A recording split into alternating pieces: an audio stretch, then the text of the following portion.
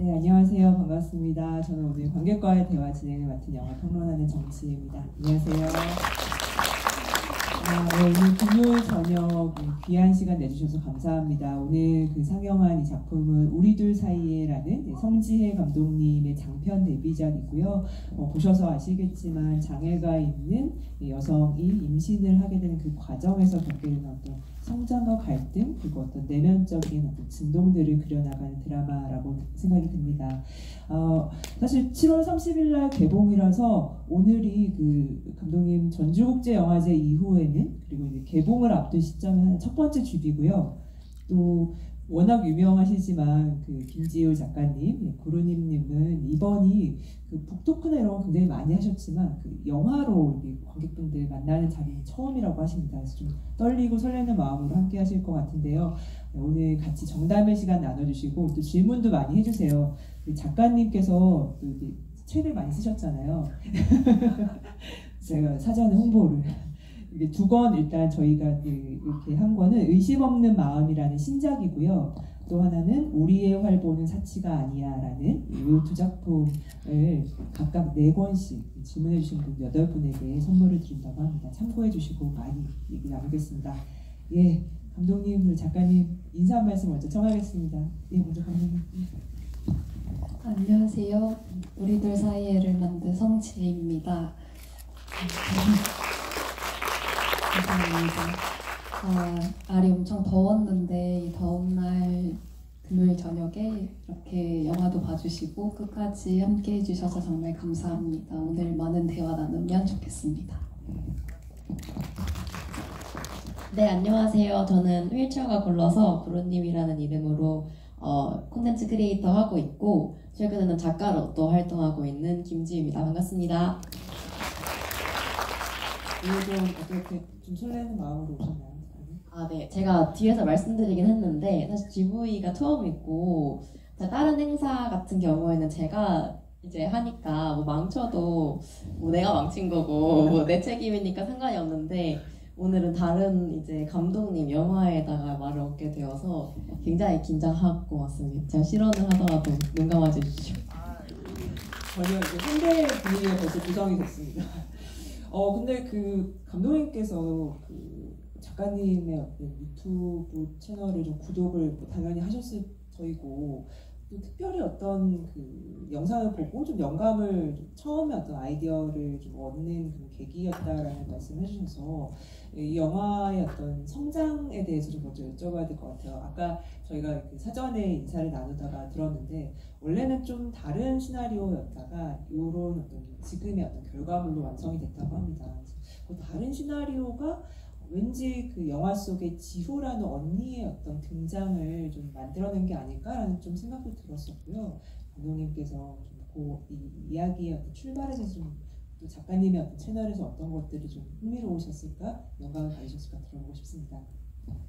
일단 이제 작가님의 유튜브 채널 영상은 제가 진짜 다 봤고요.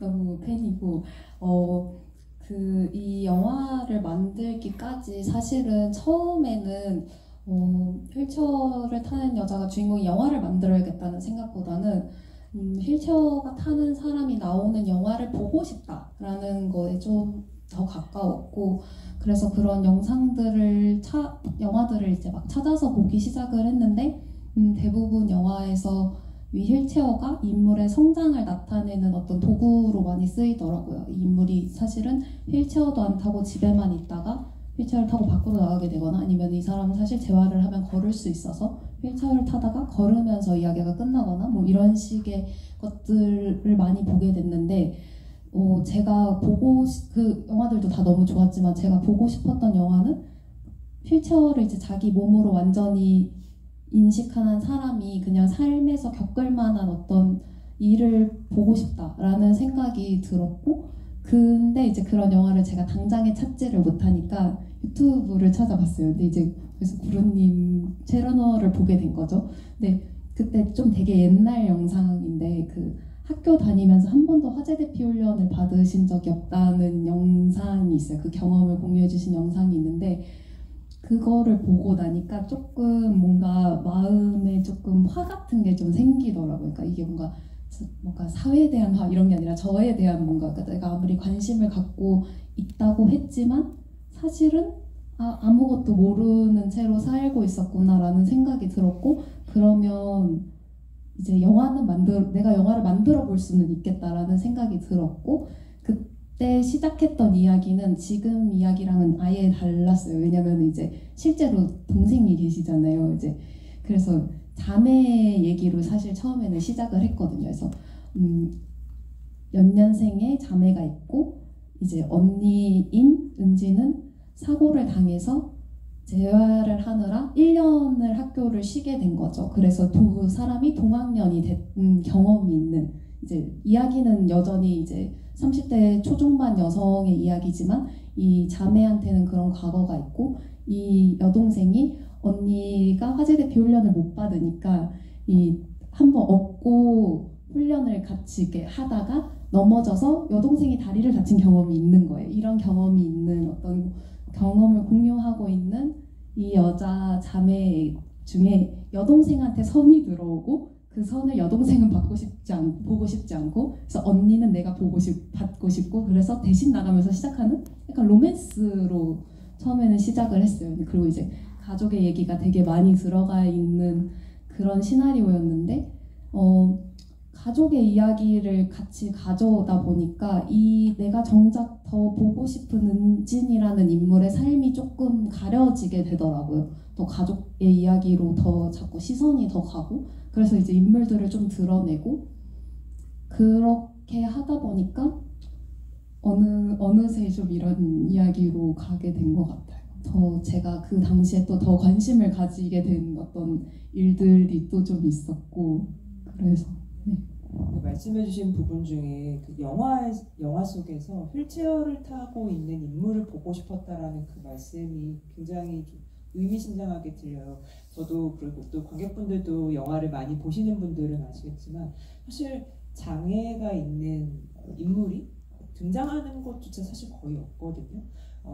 그냥 사실 일상적으로 우리가 마주하는 여러 인물 중에 한 경우일 텐데도 불구하고 영화에서는 아예 삭제되어 버리거나 그냥 없는 존재가 되어서 그냥 그게 디폴트가 되는 경우가 많은데 저 역시도 이제 그런 영화들이 뭐가 있었지 하면 그게 바로 떠오르지 않을 정도로 심지어 이 영화는 이제 주인공이고 주연이고 그 주요 서사로 가져간다는 측면에서만 그것만 보더라도 굉장히 중요한 의미 있는 어떤 첫걸음이라는 생각도 들었습니다. 작가님도 영화 보셨다고 당연히 보셨을 텐데 어떠셨을지 좀 궁금합니다.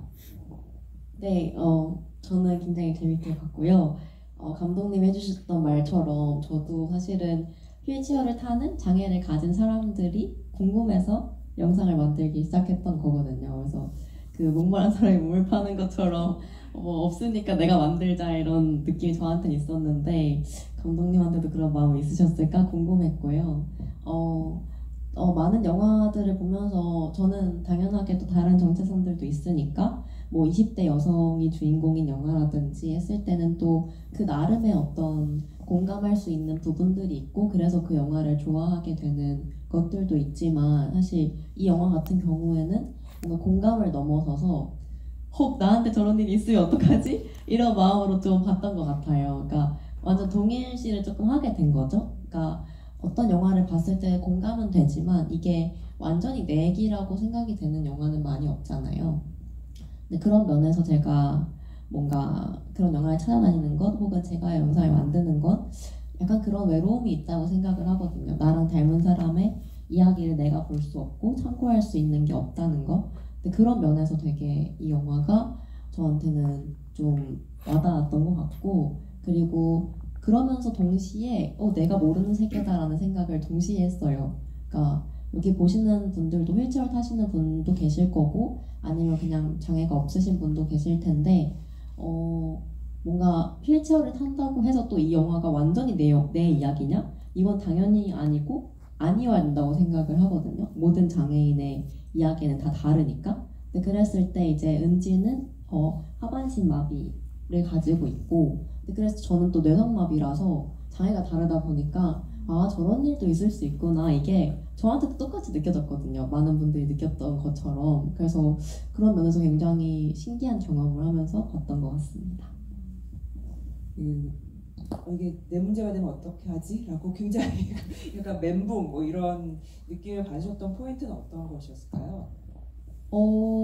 사실 제가 이 영화를 지금 만나고 있는 짝꿍이랑 같이 봤는데 저보다 더 막 패닉에 빠지더라고요.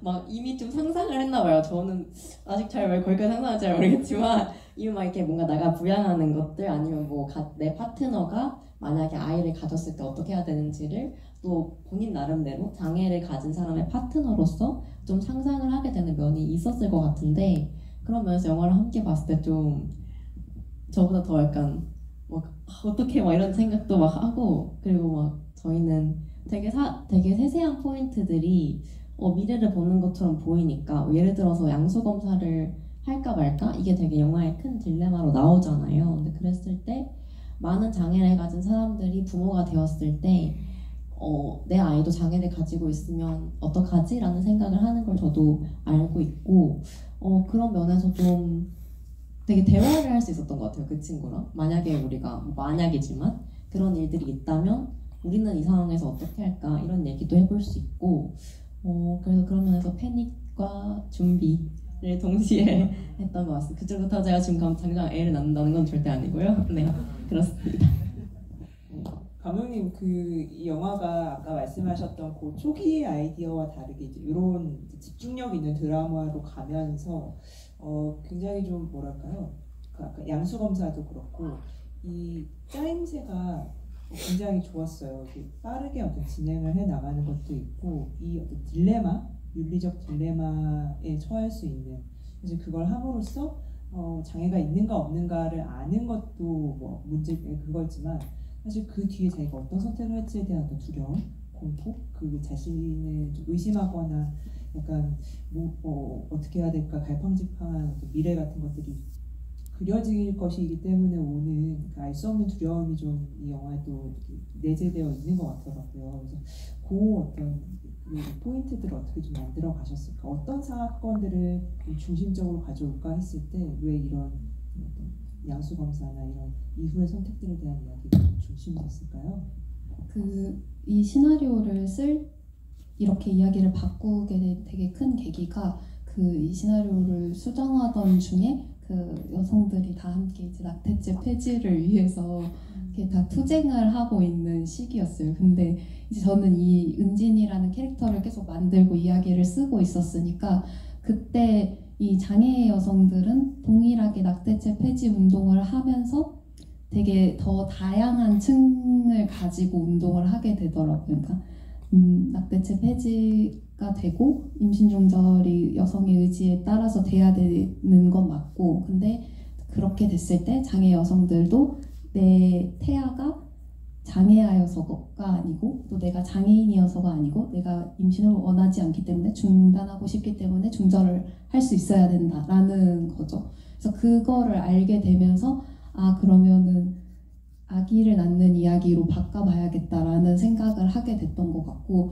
그 다음에 일어나는 뭐 양수 검사나 그런 어떤 사건들이라고 할 수 있을까요? 하여튼 그런 것들은 그냥 그 임신을 하면 자연스럽게 따라오는 그런 일련의 과정들이더라고요. 근데 다만 그 양수 검사라는 게 제가 이제 아기를 안 가져봐서 그런지 모르겠는데 양수 검사를 하는 게 어떤 의미가 있는 건지에 대한 생각을 하게 되더라고요. 그 시나리오를 쓸 때만 해도 낙태죄가 완전히 폐지가 되지는 않았을 때였고 이제 법안이 생기냐 마냐나 이렇게 말이 있을 때였는데 여전히 병원에서는 태아에게 그 장애가 있다고 해서 바로 그 중절 수술을 해주는 것은 아니고 그리고 사실은 그 모든 그런 뭐라고 해야 되죠? 장애아를 선별하기 위한 그 검사가 모든 장애를 또 다 알아내지는 못하는 거죠.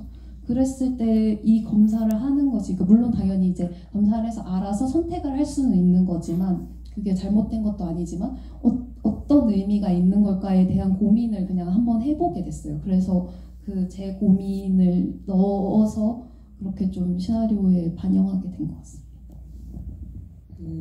두 분 더군다나 아까 언니에 대한 그 멋진 언니들에 대해서 또 작가님 책도 쓰시기도 했지만 그 언니들의 어떤 힘 있는 그 한 걸음 한 걸음이 정말 좀 큰 위안이 될 때가 있잖아요.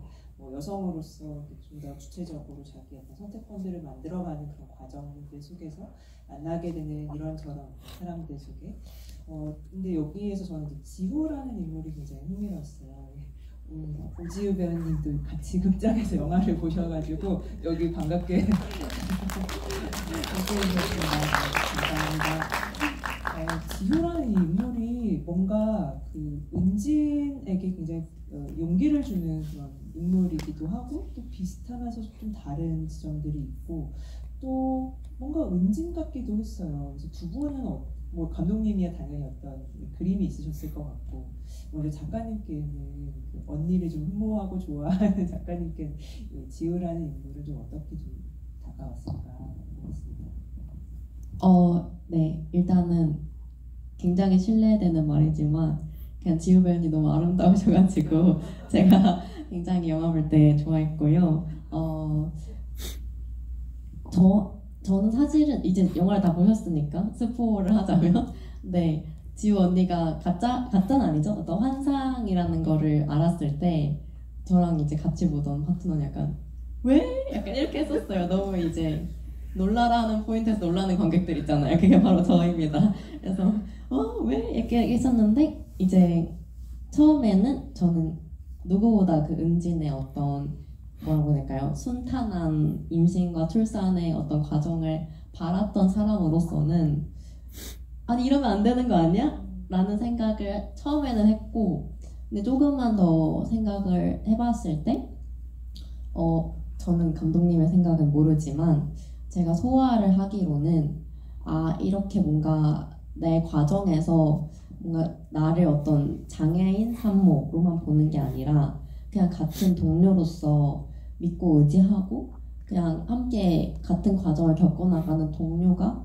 은지한테 너무너무 필요했던 거 아닐까? 라는 생각을 하면서 보게 됐어요. 그래서 그런 면에서 그렇게 전 소화를 하게 되었고 영화에서 보면은 되게 많이 어떤 완전 적극적인 격렬한 반대가 있진 않더라도 순간순간 이렇게 은진이 할 수 있을까를 의심하는 목소리들을 은진이 마주하잖아요. 뭐 남편도 어느 순간은 그랬을 수 있고 엄마한테 알리지 않은 이유도 마찬가지였을 거고 근데 그랬을 때 이게 사실은 영화에서도 그렇게 격렬하게 표현되지 않았지만 오히려 그런 가장 믿고 있던 사람들에게 미세하게 나의 존재를 부정당하는 경험을 하는 것들이 되게 내 존재를 위축시키잖아요. 근데 그런 면에서 지우 언니는 그렇지 않게 다가와준 사람이라는 점에서 참 중요한 인물이었겠구나 하는 생각을 하면서 네, 저의 충격을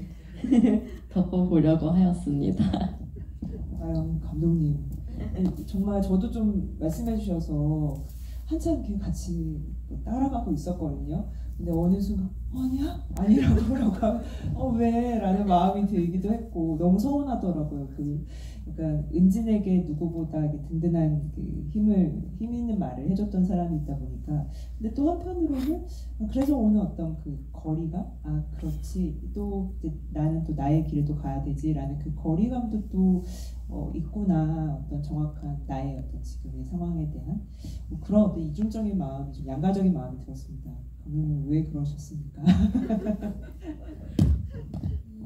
비슷한 얘기를 사실 작년에 전주에서도 왜 상상이어야 했냐는 질문을 받았던 것 같은데 사실은 저도 제 인생에 되게 지호 같은 사람이 필요한 것 같아요. 이제 다 그렇지 않을까요? 그러니까 나를 정말 잘 아는데 나는 아닌 존재가 필요한 것 같은데 그런 이상적인 사람이 되게 잘 없더라고요.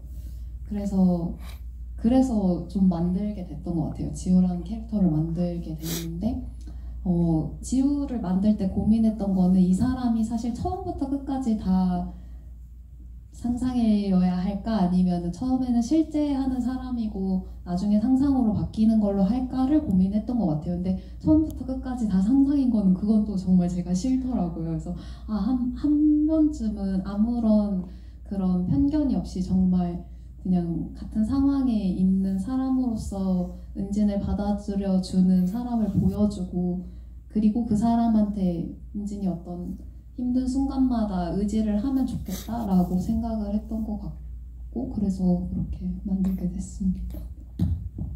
이 영화 아까 그 정말 주변에 믿을 만한 사람, 뭐 나의 어떤 정말 가까운 사람이라고 생각했던 사람에게 오히려 겪게 되는 좀 미세한 실망들이 더 큰 상처가 될 때가 있는데, 그럼에도 우리는 결국 누군가를 찾을 수밖에 없잖아요. 같이 도움을 청하고 또 도움을 받고 이런 관계를 만들어갈 수밖에 없다고 생각하는데, 저는 작가님의 이 책 의심 없는 마음의 그 이야기가 굉장히 좀 크게 와 닿았거든요. 저도 사실은 누군가에게 이렇게 도움을 청하는 것을 굉장히 좀 부끄러워하거나 어려워하던 시절이 있었는데, 지금은 오히려 조금 이제 말을 하면서 더 저도 좀 편안해진 부분이 있더라고요.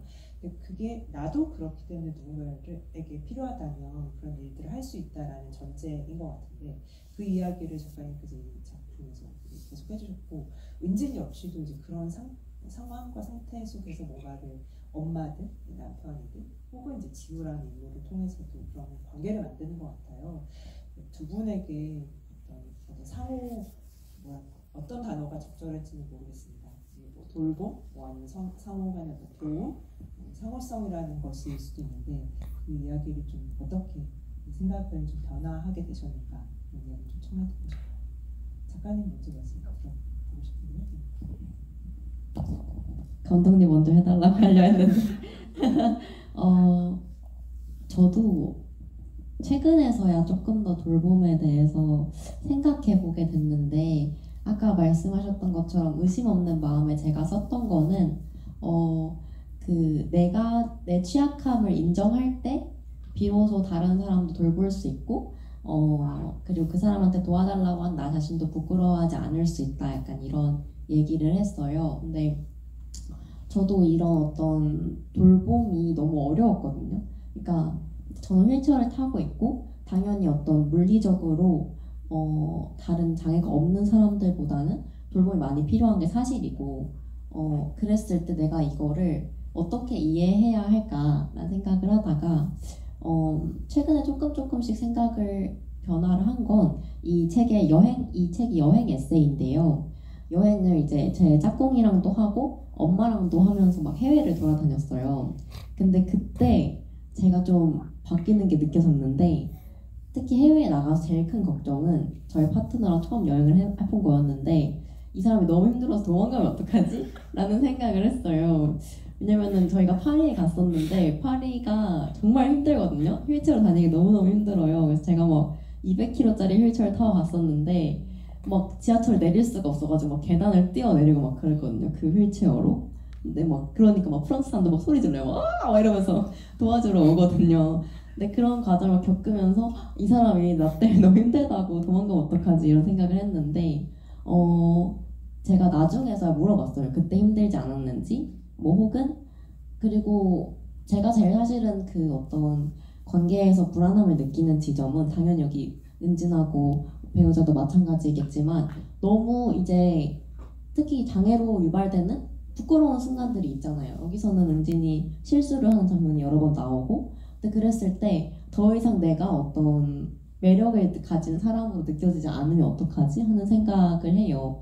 근데 그래서 은진도 막 커피 쏟았다고 하고 그냥 막 빨래 돌려버리고 하잖아요. 그게 너무 저는 공감이 되었었고, 근데 그랬을 때 이제 이야기를 주고받으면서 그 친구가 했던 말이, 그러면 너가 갑자기 막 옷도 막 혼자 잘 입고 막 양말도 쓱쓱 신고 이러면 더 매력적인 여자가 될까? 자기는 그건 아니라고 생각한다. 오히려 그러니까 뭔가 나를 돌보는 순간순간들에 재미가 있지 않냐. 난 그리고 그런 재미가 없어지면 오히려 아쉬울 것 같다라는 표현을 했어요. 그러니까 실제로 그렇거든요. 저희는 뭔가 어디 갈 때도 뭐 싸웠다고 해도 부축을 받아야 되는 순간에는 손을 잡을 수밖에 없고, 근데 이런 순간들이 화해를 이끌어 나가기도 하고, 막 또 양말 신겨줘 이럴 때도 좀 그냥 저는 좀 약간 좀 신겨주세요 막 이렇게 상황극을 하거든요, 항상. 근데 그러면 그것도 재밌잖아요. 유머에 기반한 어떤 우리만의 즐거운 상황들이 있는데, 돌봄이 사라지면 그런 즐거운 순간도 사라지는 거죠. 그거를 그 친구는 아쉽다고 표현을 하더라고요. 그래서 저는 그때 조금 인사이트를 얻은 건, 아, 이게 나는 뭔가 내가 받고 그래서 막 숫자로 이 사람이 90을 주니까 나는 10이라도 돌려줘야지 항상 이렇게 빚지는 사람의 마음으로 살아온 거예요. 근데 그게 아니라 그런 어떤 거래라고 하더라도 설령 그 가운데에 우리가 서로 느끼고 있는 어떤 물성이 있는 무언가가 있겠구나. 그리고 이거는 우리 둘 다 느끼고 되게 좋아하는 순간일 수도 있겠다는 생각이 들어서, 아, 이거를 숫자로 환원할 수 있는 거래로 보면 안 되겠다. 우리 가운데에 분명 무언가가 있을 거다. 이런 생각을 많이 하는데, 네, 그 점에서 영화도 되게 뭔가 제가 느꼈던 어떤 그런 수치라든지 그럼에도 그 배우자에게 뭔가 다 드러내고 보여줄 수 있는 어떤 순간들이 보여서 되게 흥미로웠습니다. 우리 둘 사이에라는 제목이 딱 맞는 것 같다 이 생각이 들어요.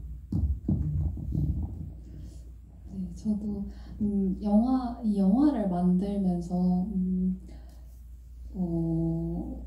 그 보험에 대해서 쓰셨잖아요, 책에. 되게 많이 공감을 하면서 그 부분을 읽었던 것 같아요. 그러니까 저는 원래 연출팀을 했고, 영화 연출팀을 했고, 영화 연출팀을 하면 뭐라고 할까? 제가 다른 사람한테 물론 이렇게 부탁드리는 일이 있지만 그거를 내 부탁이라고 생각을 하면서는 많이 안 했던 것 같거든요. 이 작품을 위한 거고, 이 작품 안에서 이루어져야 하는 일이고, 이거는 일이다 이렇게 생각을 하면서 했던 것 같은데, 연출작을 만들다 보니까 그런 것들도, 이것도 사실은 일인데 일로서 하는 부탁이라기보단 제가 어느 순간 이 작품하고 나를 너무 동일시하면서, 아, 이게 내가 하는 부탁이고 내가 아쉬운 거고 이거를 어떻게 갚아야 되지? 이런 생각을 계속 하면서 작품을 만들었던 것 같아요.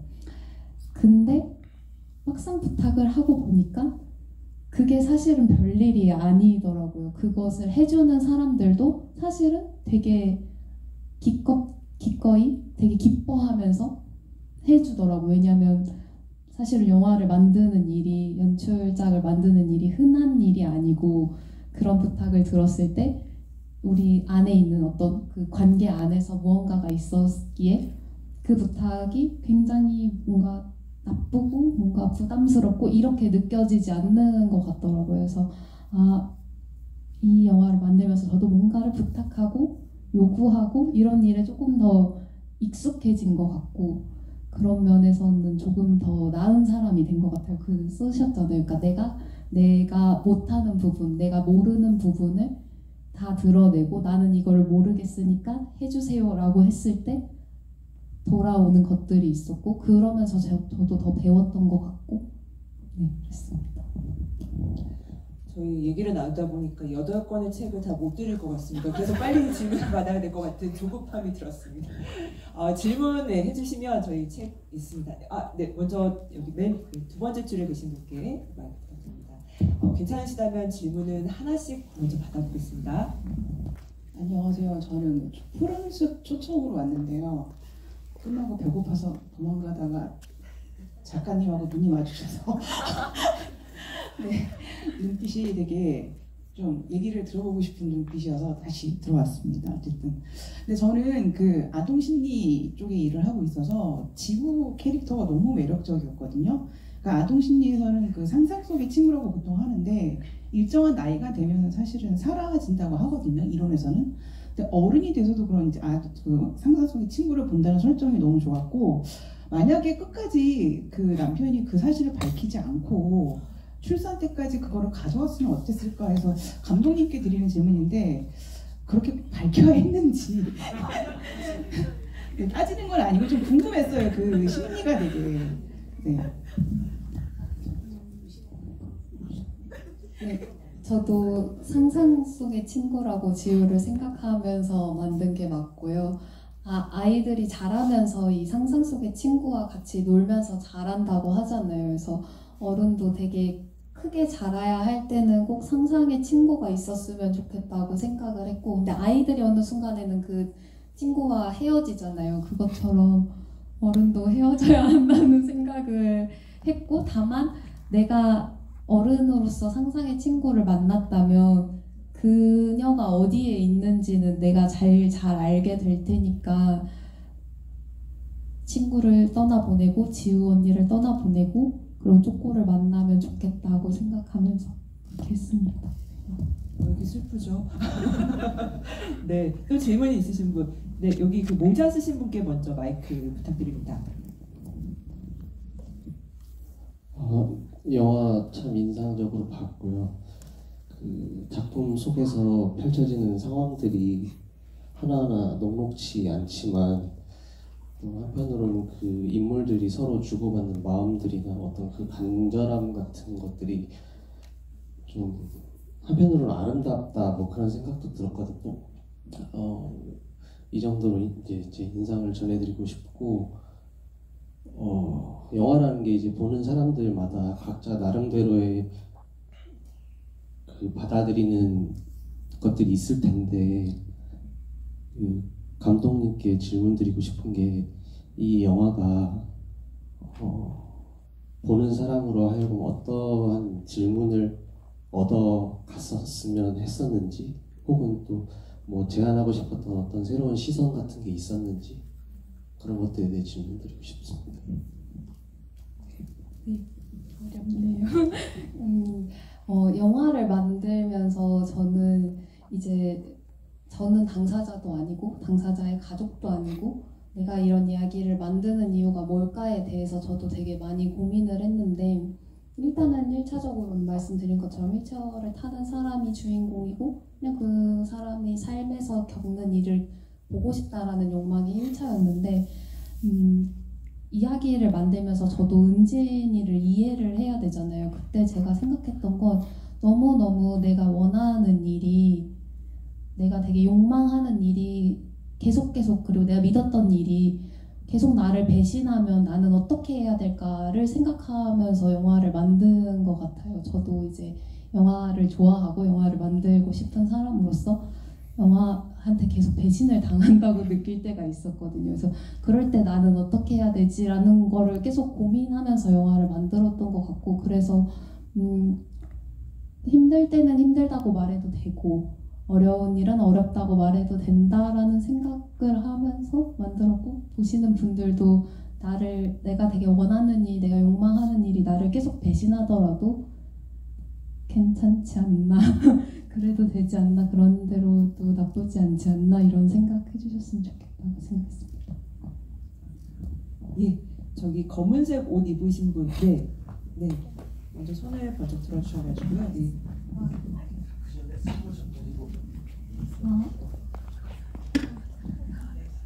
안녕하세요. 저희는 연년생 자매고 저는 언니고 여기 여동생이 휠체어를 타고 있는 뇌병변 1급인데요. 너무 영화 잘 봤고 저희가 같이 공통적으로 가지고 있는 질문이 있어서 드리면 그 영화를 보기 전에 이 포스터를 봤고 또 보고 나서도 이 포스터를 보는데 저는 어떤 의미인지 잘 해석이 되지 않아서 혹시 포스터와 영화의 좀 상관관계나 이런 걸 설명해 주시면 감사하겠습니다.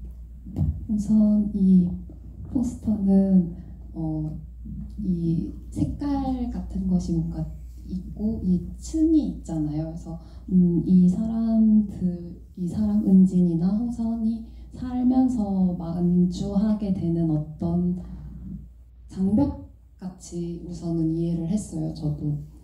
그리고 이 10개월은 사실은 그 10까지는 이제 임신을 하면은 겪는 그 총 개월수가 원래는 10개월이죠. 근데 은진이는 이제 뭐 제왕절개로 수술을 하니까 조금 더 짧지만 그 임신한 배를 표현하면서 이 두 사람이 겪는 어떤 장벽 같은 걸로 이해해 주시면 좋을 것 같습니다. 배였다니. 배라는 생각은 한 번도 못했네요. 네, 감사합니다. 질문해 주셔서. 네, 또 질문이 있으신 분, 여기 맨 앞줄에 계신 분께 마이크 한번 부탁드리겠습니다. 네. 저는 약간 지구 같기도 했어요. 이렇게 행성이고 배 같다. 배는 생각을 못했습니다. 네. 저도 영화 잘 봤고요. 저도 장애 당사자로서 제가 이 상황이면 어떤 생각을 하게 될까 고민을 하면서 보게 되었는데 사실 아까 말씀 중에 처음 모티프로 잡으신 부분들이 굉장히 인상적이었어요. 그래서 제가 궁금한 건 은진이의 장애가 후천적 장애이고 또 그 하반신 마비로서 그 척수 장애인으로 나왔었는데 혹시 이걸 기획하실 때 그렇게 약간 장애를 잡으신 의도가 있으셨는지 그 부분이 궁금했습니다. 감사합니다. 그 은진이 장애를 이제 사고로 인해서 척수 장애를 갖게 된 걸로 설정을 했던 이유는 일단 그 사람이 살면서 이제 몸은 사실 계속 변하잖아요. 근데 그 변화를 별로 이렇게 많이 인지를 못하는 것 같아요. 비장애인인 사람들은. 근데 이제 은진이 같은 경우에는 한 고등학교 1, 2학년 이즈음에 사고를 당해서 장애가 생겼으니까 이미 비장애인으로 오래 살았고 자기가 거의 성장이 다 끝난 상태에서 장애를 가져서 자기 몸에 적응하는 시기를 한번 겪은 거죠. 근데 임신으로 인해서 몸이 다시 변하고 그 변화하는 몸은 또 너무 그 주차가 지나갈 때마다 빠르게 변화하고 이전과는 다른 방식으로 적응을 해야 되는데 적응하기 전에 또 다른 일이 일어나고 그래서 그 몸이 변화하는 거를 빠르게 느끼면서 더 크게 외로워질 것 같았어요. 내가 내 몸에서도 심지어 적응하지 못하고 내 몸도 나를 배신하는 그런 상황으로 좀 잔인하지만 그런 상황에 좀 놓이게 하고자 그런 후천적 장애를 가진 여성으로 설정하겠습니다. 네, 초록색 옷 입고 계신 분 마이크 부탁드리겠습니다.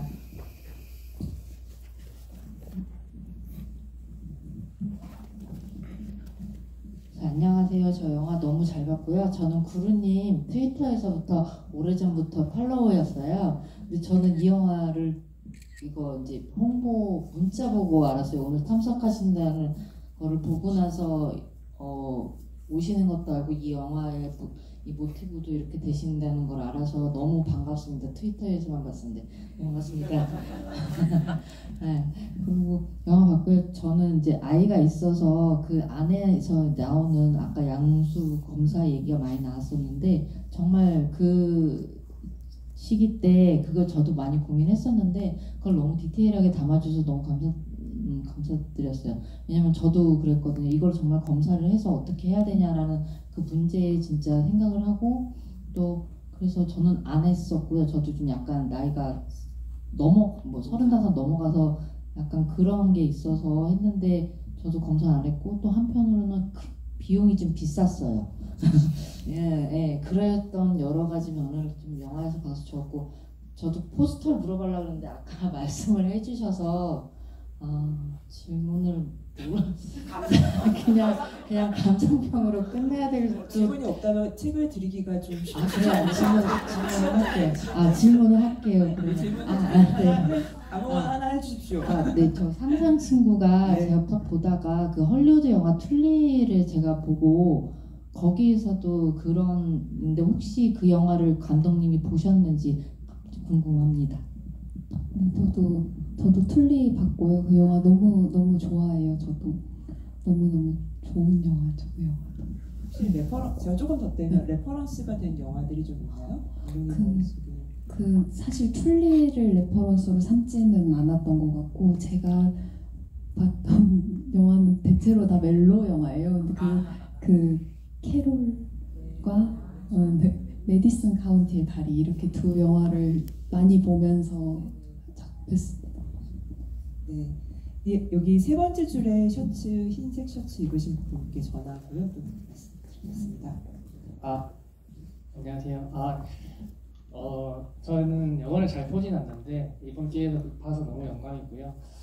제가 이렇게 영화 보면서 먼저 감상평은 이제 여기 계신 여성분들이 많지만 여성분들도 계시고 또 장애를 가지신 분도 계시는데 제가 봤을 때는 그 임신이라는 소재를 통해 가지고 제가 느끼기에는 장애가 있든 없든 임신이라는 그런 현상이 이제 보여줌으로써 또 두 분 일반인과 또 장애인의 차이가 없다고 그렇게 느껴지기도 했거든요. 저는 오히려 그래서 좀 그런 부분이 저는 오히려 좀 제한테 와닿았고 제가 또 질문하고 싶었던 거는 사실은 이제 주인공이 가장 힘들겠죠 아무래도. 그런데 이제 제가 뭐 물론 제가 남자라서 그럴 수도 있는데 사실은 이제 주변인도 상당히 힘들잖아요. 근데 여기서는 이제 부모님이야 당연히 자기 자식이니까 너무 좋아하고 사랑하고 힘들어도 안고 갈 수 있지만 이제 남편분은 호선이 같은 경우에는 사실은 조금 수용을 하지 않을 수 있는 입장이잖아요 어찌 보면.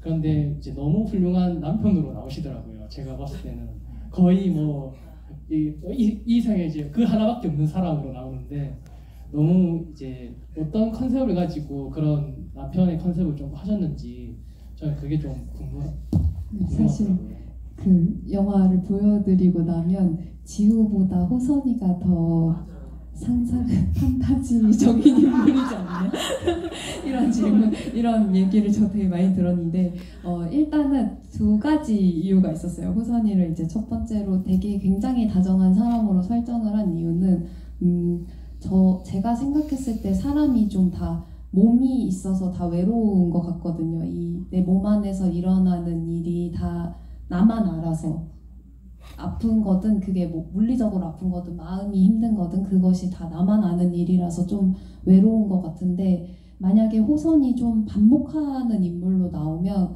은진이 겪는 모든 일의 원인이 다 그 사람이 될 것 같은 거예요. 근데 그게 아닌데 이제 이 사람은 그냥 몸을 가지고 있는 사람이라서 어쩔 수 없이 외롭고 고독할 수밖에 없는 건데 그래서 이제 호선이를 조금 판타지적이지만 다정한 사람으로 만들었고 두 번째는 그냥 진짜 개인적인 이유인데요. 저는 정말 다정한 사람이 멋있는 사람이라고 생각하거든요. 그리고 제가 만든 영화의 남자 주인공이 정말 멋있는 사람이었으면 좋겠다고 생각을 했고요. 그래서 다정하고 멋있는 사람으로 만들고 싶었습니다.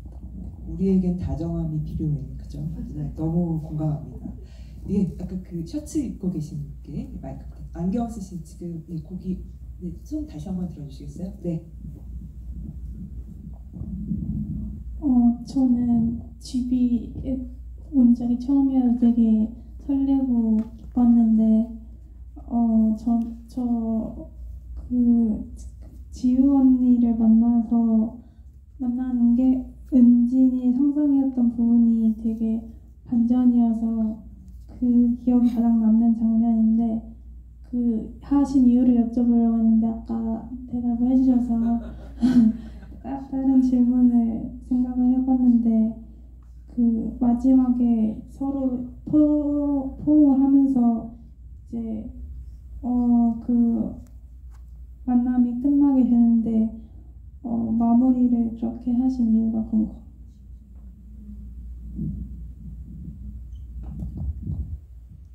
그러게요. 왜 그렇게 했을까요? 그 두 사람이 어쨌든 한 인물이잖아요. 근데 그게 뭔가 제가 그 장면에서 원래 뭐 이 지우가 실제할 때랑 뭐 상상으로 바뀌었을 때랑 이렇게 뭔가 규칙을 세워놨었어요. 원래 처음에는 촬영 감독님하고 뭐 상상일 때는 뭐 이렇게 그 단독샷으로만 찍자 뭐 이런 거 있잖아요. 그런 거를 했었는데 갑자기 어느 순간에 그게 좀 사라지는 거예요. 어쨌든 그렇게 분리를 하는 이유가 뭐가 있을까 이런 생각이 좀 들었고 두 사람이 은진이가 사실 이제 지우가 진짜가 아니라 상상 속의 인물이라는 걸 아는 장면에서 저는 사실 그 장면이 공포였으면 좋겠다고 생각을 했거든요. 그래서 실제로 되게 무서워 보이게끔 만들었고 은진이가 실제로 굉장히 이 인물을 무서워했을 거라고 생각을 하고 굉장히 큰 배신감을 느낄 것 같았는데 그러면 마지막에 지우를 안아주면서 끝내야 지우라는 인물하고도 화해를 하고 그 지우한테 사실 배신감을 느끼고 공포를 느끼는 건 그건 사실 자기 자신이잖아요. 그래서 나랑도 진짜 화해를 할 수 있고 그래야지 은진이가 아기를 낳으러 갈 수 있겠다라고 생각을 해서 꼭 앉는 장면을 넣었습니다. 네, 지금 시계 차고 계신 분께 네네 마지막 질문을 좀 받겠습니다. 네, 안녕하세요. 영화 너무 재밌게 잘 봤는데요. 저는 한 가지 좀 궁금했던 게 은진이가 초반에 이제 책 에세이 같은 거 쓰면서 내 주위에는 장애인이 없는데 내 주위에는 다 비장애인인데 그 장애의 이야기를 원하는 것 같아 이런 얘기를 하는 부분이 좀 저는 걸렸었어요. 그래서 은진이가 17살, 18살 때쯤에 장애를 갖게 되었다면 그 이후에 17년 동안 사실 주위에 충분히 장애인들이 있을 수 있고 장애 커뮤니티에 뭔가 속할 수 있다는 생각이 들었는데 뭔가 그 영화에서 은진이 왜 장애인은 별로 보이지 않았다는 지점에서 일부러 그런 어떤 환경을 설정해서 비장애인들 사이에 있는 장애인 그래서 더더욱 차별이라던가 어려움이 있는 걸 좀 부각시키고자 했는지 좀 그 부분이 궁금했습니다. 우선은 저도 이거 처음에 이제 시나리오를 수정하고 있고 각색하는 단계에서 고민을 조금 하기는 했어요. 다른 유형의 장애를 가지고 있는 혹은 다른 몸을 가지고 있는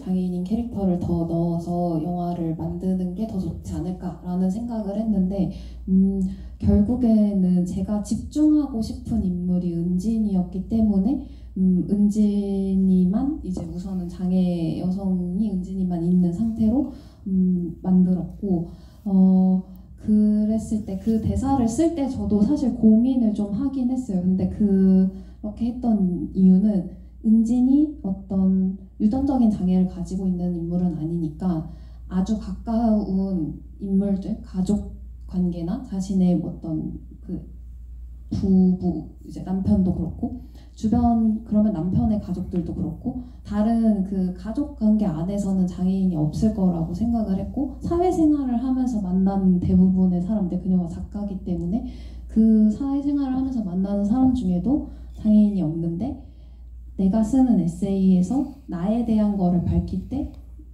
그 정체성에 있어서는 뭔가 장애인을 앞세우기를 바라는 상황을 막도했을 것이다. 그래서 그렇게 대사를 썼던 것 같습니다. 여기 혹시 이 부분에 대해서 작가님 혹시 뭔가 이야기를 해주실 만한 게 있을까요? 저는 굉장히 공감하면서 방금 말씀 들었는데 일단 저 같은 경우에는 유튜브라는 어떤 매체를 하고 저를 제가 알리면서 확 그 장애 여성 커뮤니티에 되게 가까워지는 걸 경험을 했었어요. 근데 되게 동시에 아쉬웠던 건 내가 만약에 이렇게 스스로 유명해지지 않았다면 내가 이런 사람들 가까워질 수 있었을까? 하는 생각들도 많이 해서 은진이 겪는 어떤 외로움도 공감이 되고 그러니까 동시에 영화에서 또 다른 장애인 역할을 보고 싶은 마음도 저는 이해가 되거든요. 저는 개인적으로 사실은 이 영화 얘기는 아니지만 장애인이 주인공이 아닌 영화를 보고 싶어요. 그러니까 근데 장애인이 그냥 내 친구나 아니면은 서사가 없어도 되는 단역으로 나오는 때가 왔으면 좋겠다는 생각도 많이 해서 동시에 두 마음이 다 공감이 되는 것 같습니다.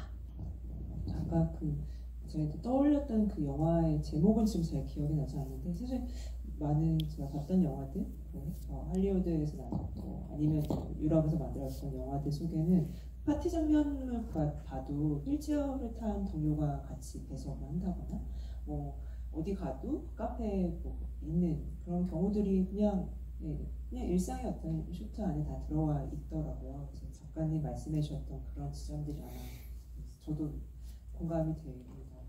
오늘 이 영화를 보면서 몸에 대한 생각도 좀 달리 해보게 됐고 사실 아까 감독님이 말씀해 주셨던 사실 내 몸 안에서 일어나는 것은 어쨌든 나의 것이기 때문에 갖는 어떤 괴로움이라는 것도 있고 그래서 또 뭔가를 끄집어내서 어떻게든 이걸 해소하고 싶은 마음 때문에 누군가를 또 찾게 되는 그런 과정들이 있다 보니까 이 영화를 이제 그렇게도 접근해 볼 수 있겠구나. 또 몸은 참 다양하고 여러 어떤 그 개개인마다 다 다르기 때문에 몸에 대한 이야기를 또 이후에 영화를 통해서 해보고 싶다라는 생각도 좀 들었습니다.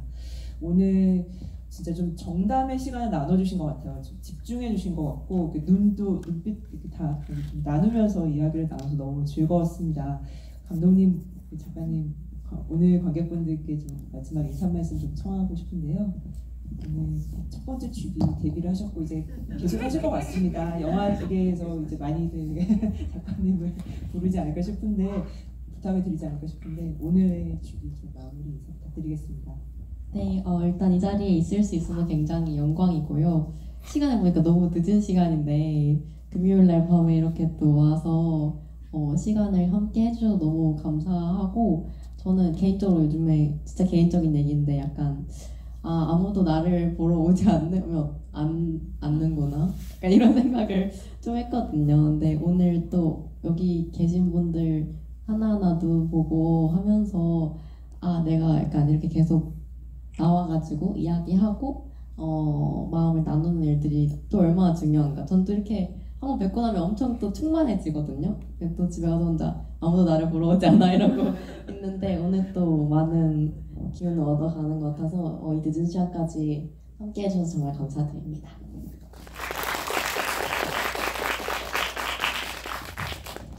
네, 저도 이제 다음 주 개봉을 앞두고 이렇게 관객분들 만나서 이야기 나눌 수 있어서 너무 행복했고요.